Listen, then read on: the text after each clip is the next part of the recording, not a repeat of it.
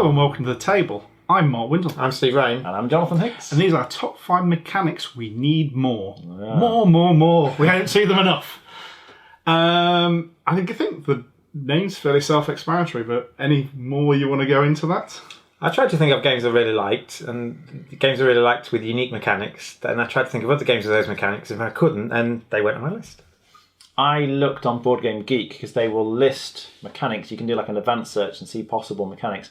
So I gained a little bit of inspiration from there. But partly I tried to think of what do I really want to do the most in games? And a bit like Steve, can I do that? If not, then it kind of goes on the list. But I've come up with a couple of odd things as a result of that. And in each case, when I come up with a mechanic, I've tried to include a game that does feature that mechanic already, kind of. I've done that as well.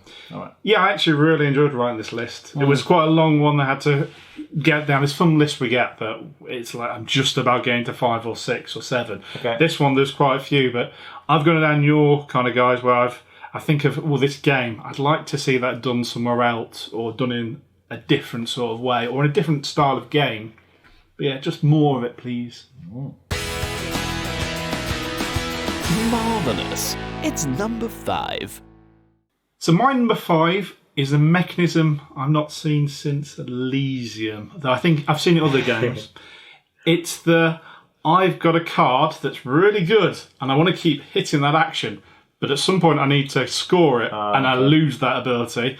And it's that balance of how long do I want to keep it in front of me before I start scoring it. And that's a really nice little puzzle in its own right.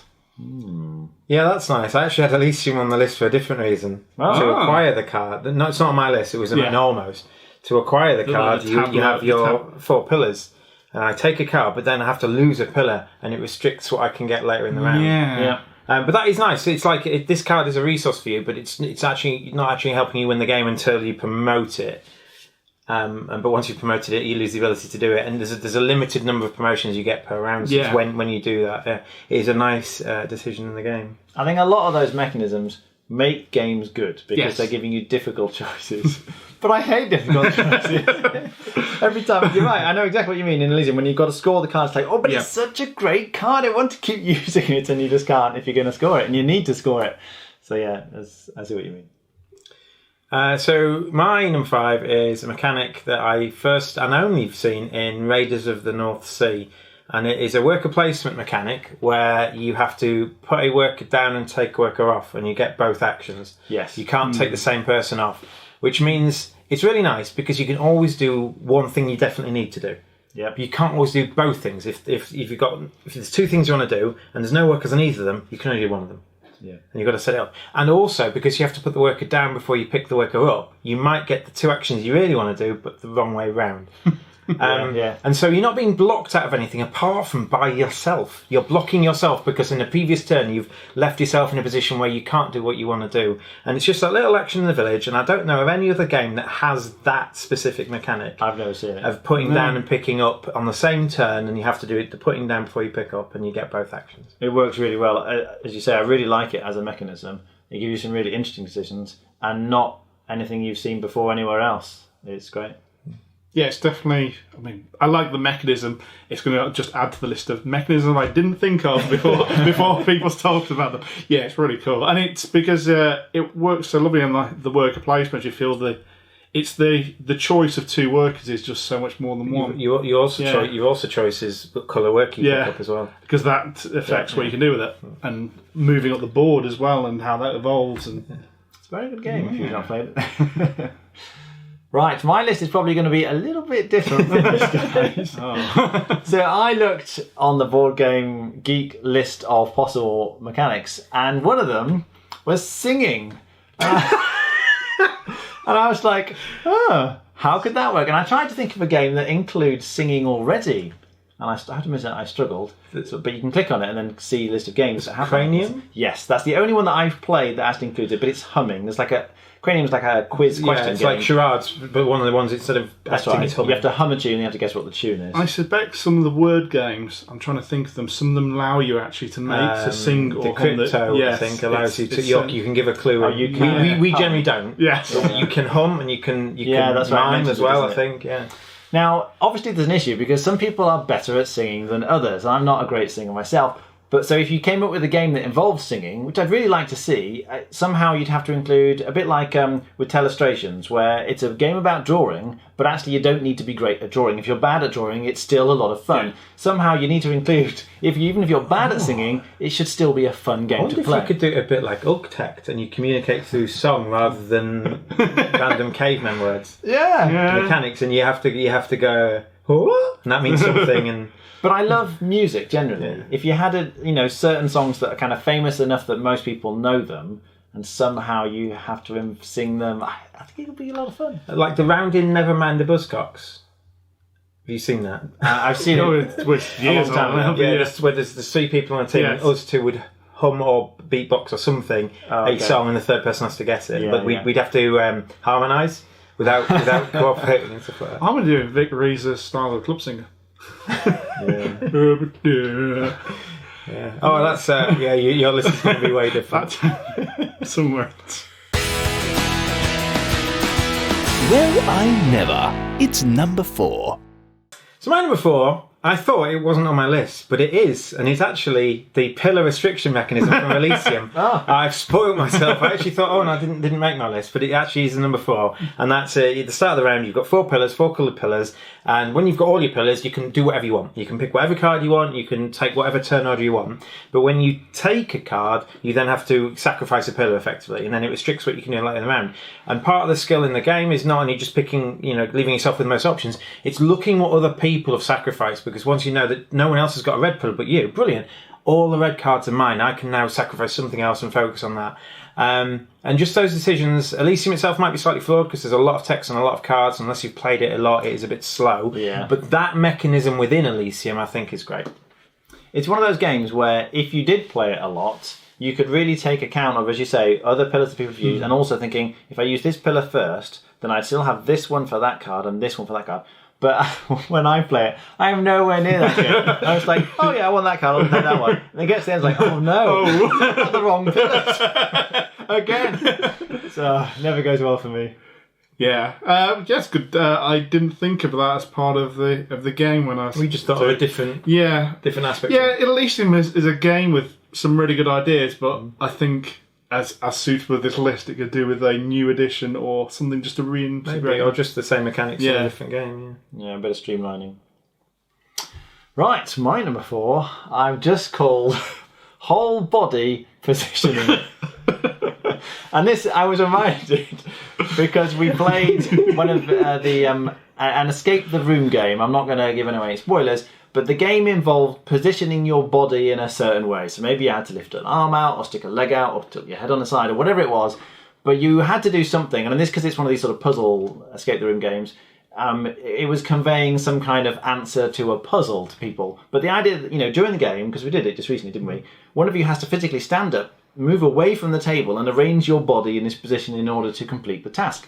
And it was just great fun. I mean, it was kind of the standout bit from that particular game. 3 of us did it, and we all did one pose as well. It wasn't like one person's doing it all. It's like we all felt comfortable enough to do it. Yeah, it wasn't too embarrassing. I must admit, the only other game I could think of that actually includes this would be Twister. I'm sort of wanting to move away from the Twister thing now. Obviously, that is kind of whole body positioning, but into something where it's not embarrassing, as you say, but it requires you to stand up and do something. Not dancing necessarily, but just some kind of positioning thing that will be part of the game in a fun way. Yeah, outside of charades, I can't think of many other games that do that, because I wouldn't consider it as a mechanic of an escape the room game to do that. It just happens to be one of the tasks. So yeah, I guess charades is acting, isn't it? You're trying to convey a message. Yeah. So so it isn't charades. It is just a single position. It's a positioning thing. That's what I want to see more of. Yeah, I just I wouldn't know how to incorporate that. Neither would I. So my number 4, it comes from the game Fresco, and it's turn order versus happiness, or possibly in another way, quality of workers. Yeah. I think, do I really want to go early, but I'm going to have some very angry people on my hands, or I'm happy to go a bit later, I won't get to the market as early, but I will have less of an issue in my day to life, and that balance. So happiness is a resource, and you sacrifice it to go earlier on. Yeah. That's nice. So Viticulture does a similar thing, I think. You can choose when you go, but you get less stuff if you go early. Yes. So it's a similar thing, but you're just equating happiness as a resource itself. Happiness, yeah. It'll be, I suppose, as a mix to that is you could have poorer quality workers if you go earlier. They're tired, so they can do fewer actions, or I don't know how they otherwise do it, but yeah, the only other game I can think of that does that is Shakespeare. If you've played Shakespeare, yes, I think played there's some happiness in there in terms of you can... Yes, there is. Yeah. It's something we've not seen enough of anyway. Yeah. I really like it in Fresco, actually, because it makes thematic sense. Yes. Like, if you wake all your guys up at 6 in the morning, well, yes, you're going to get more done, but by the end of the day, you're going to be very annoyed with you. Yeah, you're going to be the first to the market or the first to the new paints or whatever. Yeah, it's great. Why can't they, instead of they could get up earlier, but go to bed earlier? So they still get to the market first, but they get a good night's sleep. Oh, I wonder if you could do that if you pass early. If you pass early, then for every action your opponents take, you get 1 extra happiness because your guys are going to be fresher relatively. Yeah. Extraordinary. It's number 3. Now, I don't know how. I think what I'm coming back to here is if you play a computer game like Civilization or something, you get that kind of fog of war, so that your view of the board, if you like, the shared map that you're playing on, you see part of it and you have certain knowledge that other people don't have, and they have their own unique view of the board, if you like. Now, obviously, you can do that very easily when you're playing a computer game online, for instance, because you're all sat in different rooms with different computers. But how do you do that in a board game? And honestly, I've no idea. But the closest game I can think of that does that is Nyctophobia, if you've played that one, where essentially most of the players, all but one, are blindfold, so they can't see anything, and they have to kind of feel around on this board and try and position things in certain ways. They have a new unique view in the sense that they've kind of built up their own mental picture of what they think the board looks like, but very often they've got very different views of the board, effectively, and it just works really well. I think Nyctophobia has some issues it could be improved upon, but that essential idea of somehow you've got your own unique view, you see part of what the board is but not the whole board. I'd love to see a game that somehow did that. So you each have your own individual fog of war, effectively? Yeah. It would have to be a game where you're trying to discover bits. So maybe you have individual boards that are all the same area, but you can only see your part section of it. Yeah, I don't know how you do it. But there must be a way of doing. That's a great idea, though, for a game. It depends how easy it would be to implement. That's the without you just accidentally standing up and go, "Oh, sorry, I've seen." Yeah. It made me think of something from a completely different thing, which hopefully I don't ruin it. Just pause that thought. In Bridge, you have the little screens which let you see nothing above a certain point, so you sort of see your own bit, but not maybe something like that would work. Yeah, but you'd need to. If I then look at this bit, you'd need the screen to widen outwards. But if it widens outwards that way, it restricts the person on the other side. What you'd want is a tall cross. Yeah. Like that, so I can see this quarter of that tile. Yeah. If I then get access to my right-hand opponent's thing, I could move that. But the problem with that is that they can also see mine. But if I can see their troop, then surely their troop can see my troop. So if you can have that communal seeing it. Anyway, sorry, Mark. Yeah. I was thinking. Hopefully, this isn't somebody else's. They just may think of people in different states, but. Like Witness, where I've got a certain amount of information, you've got a certain amount of information, but it isn't the same. You're talking about physically, that's information. Yeah. But it made me think of that, which is another mechanism I don't think of. But back to mechanisms I did think of that I'd like to see more of, and that is just I split you choose, because you don't get that many things. I quite like it. It always presents difficult decisions. I'd like to see it used in different ways. I played that. I can't remember the pizza game I played with. I would say Hannah Mikoji, but the other one that's the other one I really think of. New York Slice. Is it or something? Yeah, I haven't played that. I think I played it when it first came out a couple of times, and I haven't played it since. And that's along the similar sort of lines. But I just like to see something new and intriguing done with it, because I think you could. I just don't know what. Yeah, that's a great idea. You get some in Magic the Gathering. You get some cards that allow your opponent to put it into 2 piles, and you pick one, or you split things into 2 piles, and your opponent picks one that you don't get, or something like that. Okay. And there's a lot of skill there. So if the whole game if that was the main mechanic of a game, and you were good at evaluating stuff, then you could do that. So it's a bit like Castles Magdalene Ludwig pricing it and people buying it. Yeah. It's not the same thing. No, it's not the same thing. But the the idea behind it, if you're good at pricing, if you can work out what other people want and what they're willing to pay for it, which you're not so good at. No. That's a great idea, Mark. I wonder how you could do Anyway, so my number 3 is a mechanic I've seen in 2 games, and it's a worker placement game where the spots aren't blocked, but if someone knocks you off the spot, you get stuff for it. And the 2 games I'm thinking of are the Gallerist and Agra. So in Agra, if you don't meditate your guy and someone goes where you are, they've got a free choice to do that, but you get some favour tokens. Yeah. But if you think they're not going to knock you off, you can meditate and get used to the guy from another way. And it's a bit like the Gallus as well. I've got a choice of these 2 things, but if I go there, there's a very good chance that Jonathan's going to knock me off, and I get stuff for doing that. So it's a game where none of these spots are blocked, but if you can predict where other people are going to go right after you, you can benefit from that. Charterstone, I think, was the same as well, isn't it? Yes. And that is, you're exactly right. It's the idea of having to predict where you think other people are going to go that makes it so interesting. Yeah. So it's not a worker placement game where you can block someone else in, but it's got that different thing. You're not trying to take away what they want. You're trying to go there before they get it, so you get some stuff from it. Yeah. And I also wonder, to some extent, it'd be less so, but occasionally I might choose a different space. Just if you get another favour, you're going to be able to do that on your board and do that power, and that's going to do them in. Yeah. So I actually really can't go there. Yeah, it's only occasionally, but it's enough. You can force them away from the better action for them because it's actually even better for you. It's going to really help you. Yeah. So I know it exists in some games, but it's a mechanic I really like, and it's less mean than some other worker placement things. So. Yeah. No, I'd really like to see it more, definitely. Spiffing. It's number 2. So my number 2 is varying or themed action sets. I'm thinking Carson City style. So you don't necessarily have always the same actions.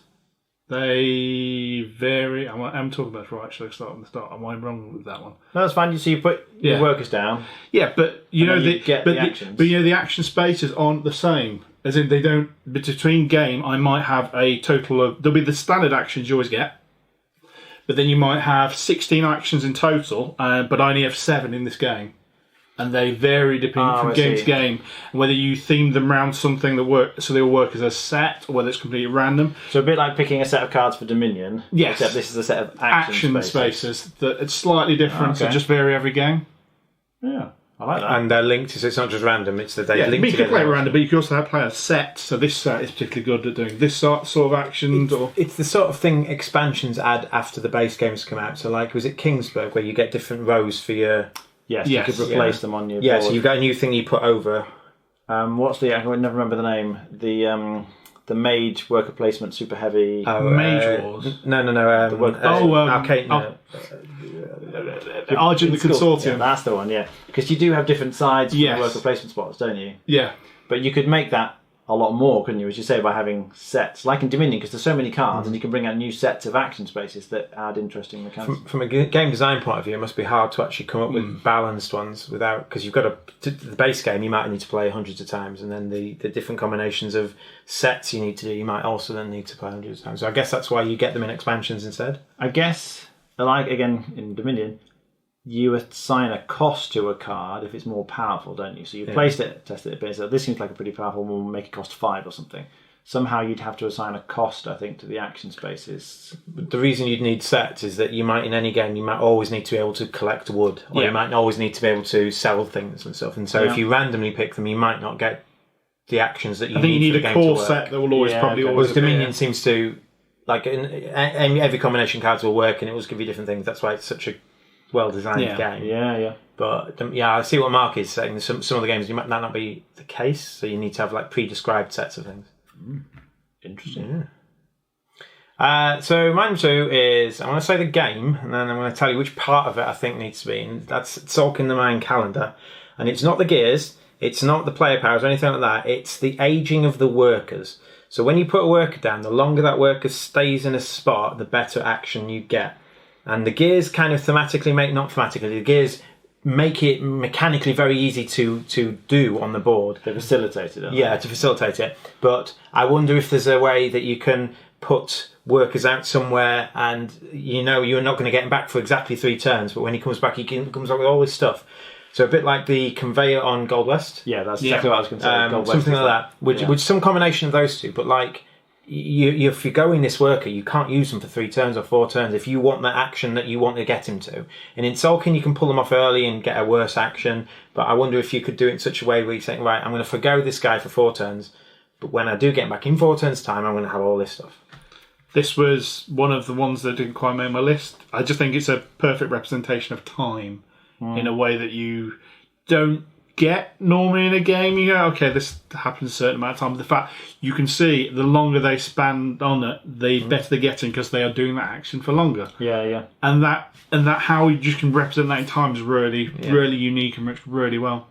Yeah. I never really thought about it in that sense, but I mean, Sulkin has so many good things going for it, doesn't it? And that really is one of the best. The idea, forget about the gears, as you say, just the fact that the worker, you can leave it there for longer and get a better action, or you can take him off now if you just need some stuff now. For a worker placement, like it isn't a worker placement in that you're putting workers down in spots, but it's how long you leave them there dictates the action you get, which I just haven't seen elsewhere. No. I think in part because it's so difficult to do. Unless you replicate the gears which I'm not suggesting you do, because that's what makes Sulkin. Yeah. But some other way of representing longer bits is better. In Gold West, you can choose when you put the resources in the spot as to when you get them back. Yeah. How far away you put them dictates you get more points for doing so, but it takes you longer to get them all back. And I don't know how you do it, but that idea behind a game is potentially a good game there. Yeah, indeed. Right. Mine is real-time segments in games. Now, there's obviously plenty of real-time segments in games already. Galaxy Trucker is a game that I really enjoy. Where's that real-time segment if you're rapidly trying to build your ship as fast as you can and something always goes wrong? Also, very recently, U-Boat is a fantastic real-time game. It's much slower, and the nice thing is about this, because you're using an app, you can actually speed up the real-time clock, but nevertheless, everything still happens in what feels like real-time. As soon as you enter a fight, if you like, you see an enemy ship, it sort of drops down to proper real time, and you have that sense of tension and this, oh my goodness, if we waste too much time, it's like faffing around, they're going to spot us, they're going to get us. And then there's also, well, I'm going this direction, they're going that direction, so in this sort of time will I be there and right in front of them and have to work it out. And you keep sticking the periscope up, so, oh my goodness, they've moved, they're over here now, quick. So there are some games with timers, sand timers. Yes. You're saying not that sort of game, not like Fuse or Escape with the rolling the dice or anything like that. I'm not keen on that. I don't mind it in Galaxy Trucker, although you have a timer. It doesn't start until somebody's finished. Yeah. So there's a kind of free-form real-time section first, and then to make sure it doesn't go on too long, there's a time, which is fine. But yeah, I wouldn't just want a fixed time, you've got 3 minutes to do X. But having just more games with a real-time sense to them... they're hard to do well. Maze does it well. They're hard to do well, though. But yes, they are definitely. I think that's why I'd like to see them more, because I do really enjoy it. It made me think of something I wish I'd put on my list now. Which is, I don't know if you've ever played it, it's a game called Time and Space, which is a worker placement game. You've mentioned this before. Yeah, and essentially you have sand timers on your ship, so when that sand timer runs out, you are now then allowed to move them, take an action or whatever. So it is representing the time to do it, but it's all done in real time. So you're like, okay, I'm going to get goods from here, flip over, sand timer, wait for that to become available. I've got another one. He's going to move over to that planet. So you start moving, flip over. So you've got to wait. And once they time over, you can then take another action. Like Kitchen Rush does that. Yes, that's it. When I play Kitchen Rush, yes. But yeah, ultimately, that style thing is, I've only ever played it that one game. By Jove, it's number 1. Okay, it's time for our number 1, and Steve has nicely prepared us with a question of what football team you support. Oh, where were you born, Jonathan? So I don't follow football. I'm going to tell you the story here. When I was about 12, I think it was, man, Jonathan. My dad took me to watch a football game. It's the first and only football game I've ever been to see in my life. And that's because for the entire game, there were no goals at all until 1 minute before the end, and Crystal Palace scored against us. Like, I've been cheering for the team, but just like nothing happened seemingly the entire game, and then we lost. It was just a massive disappointment. So I was sworn off football ever since. So Leeds, in theory, would be the only team I've been to support. Aston Villa. And Tottenham Hotspur. So, Marcus? Me. Okay.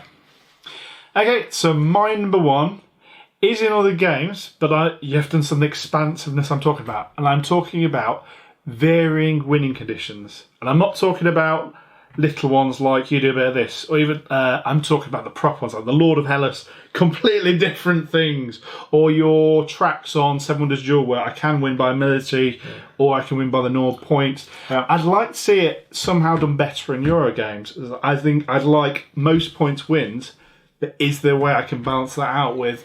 But if somebody can do that in this game, which is really hard, then they can win. So if the game ends through time, so I'm thinking a bit now of Chaos in the Old World. Yeah. Because if the game ends after a certain number of rounds, it's most points wins. Yeah. But there are alternative win conditions you can get to the point there. Is that the sort of thing you mean? Yes. So you want that in a Euro game? Yeah, I want it more in it because I would like to play a Euro game with. I will generally you're going to aim for points, but if you know you're not going to win on points, let's go for it. I really like the idea, and I love, as you say, Lords of Hellas, where you've got some very different win conditions there. Yeah. All of which are potentially equally viable. But in a Euro game, it's all about churning your engine to get points generally. I don't see what else could you get in a Euro game? So there are ones that have different end game conditions. Yeah. But not winning conditions. They end the game and then you see who's got the most points. Yeah. Yeah. But winning conditions. So like if you get one of each type of card, you win. Otherwise, this might happen. You win. Otherwise, if no one's won by that point, by the end of 6 rounds, who's got the most points? It would have to be some kind of achievement, wouldn't it? Yeah. Yes. Get all your. It's going to be really hard to do. To this level. Yeah.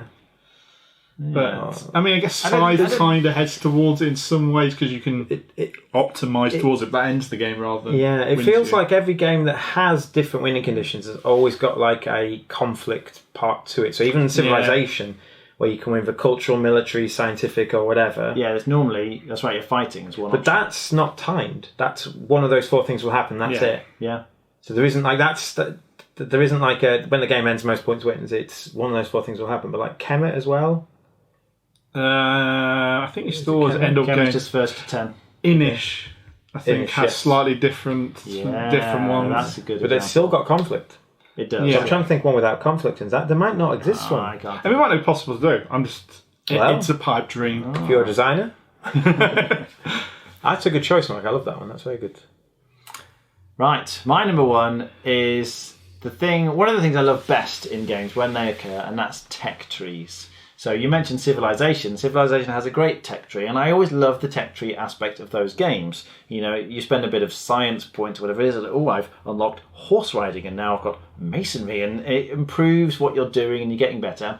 But with some games, the game itself is fine, and the tech tree is great. I just seem to love the tech tree bit way better than the rest of the game, and I'd kind of like to have a game where most of the game is focused all the way around just building up a great tech tree, because sometimes I don't care about winning the game. I just want to build a better tech tree. Somehow I just find it really enjoyable and satisfying building that up. So I'd love to see a more tech tree focused game. Yeah. It's not Pillars of the Earth. That's a different game. The one that did have it was a Civilization game, but it had the track that went up in little squares and you moved up and like. Historia. Was it Historia? Was that Yes. that leaned slightly more towards it, but it's a while since I've played it now. I played it once. Yeah, that was I know what you mean. About building. Where you want the tech tree, so that the tech tree will dictate how well you do in the game, effectively. Because in Civilization, you can win by just building the best tech tree. If you get right to the top, you complete the space race, and you win. Yeah. So I'm sure you could have a game where the objective of the game is to build the tech tree, but somehow the tech tree has to help you in other ways. Yeah, so like if it was a worker placement game, the tech tree gives you, when you get to this point, you can now place 2 workers, or you can now get double the resources from 1 action per turn, or whatever it might be. I wonder if you can combine it with mine, because different tech trees say in different directions. We were talking about, the maths one. You literally suggested an idea to me. You woke up one morning and said, I need to tell someone about this idea. Oh yeah, I forgot about that one. That's why I had to write it down. Yeah. So that we'd still have a record of it. Well, I remember what you said. Right, great. You remind me afterwards. We'll get on that. So my number 1 is a mechanic in a game, and I think I've only seen it once, and the mechanic is found in Rajas of the Ganges, which is the meditation? The crossing of the 2 different tracks to win. Oh, no, sorry, yeah. Rajas of the Ganges. One track you're gaining money, and that's how much money you have, and then the other track you're gaining points. Now the money can go down because you can spend it on things, but the points will never go down generally, they will cross over. And when you get to the money track to certain points, you get stuff on the way. But the way the game ends is that it ends on the turn that someone's tracks cross over, because they start in different places. You go around the board and at some point they'll cross over.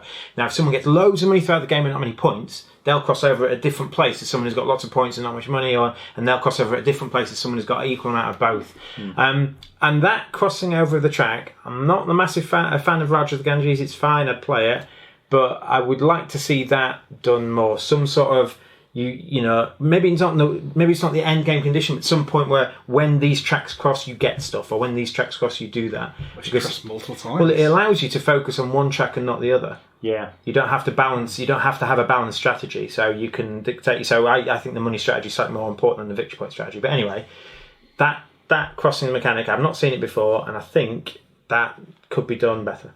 He does a very good job of also hiding people's position to some extent. Yeah, a lot of games, you're miles ahead. I'm going to struggle to catch you because there's only one. Because they're different. They're not related.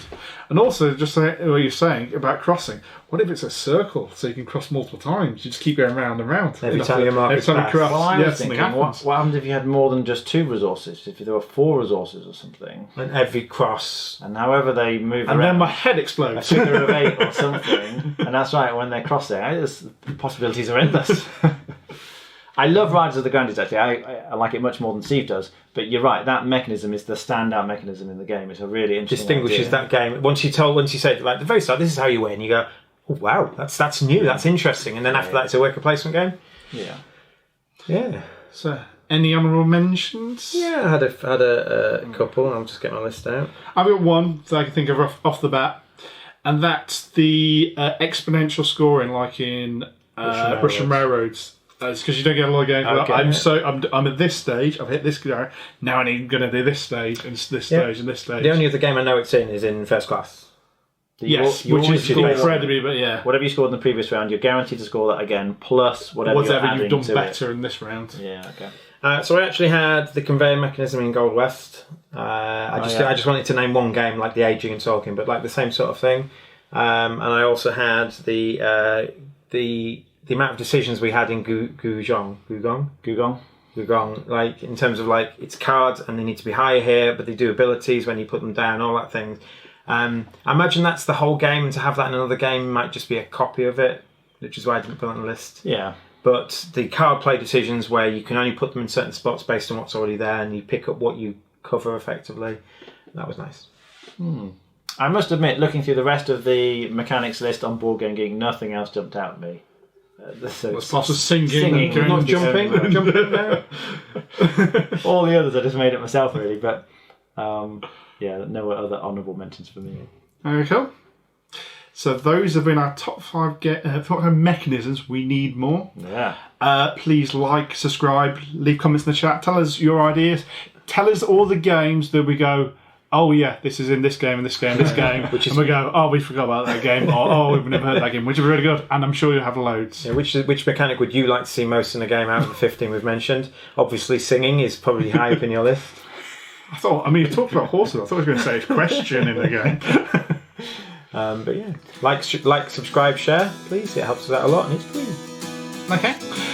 So we've been the table, and I've been Mark Williams. I've been Steve. I'm Jonathan. Goodbye. Please.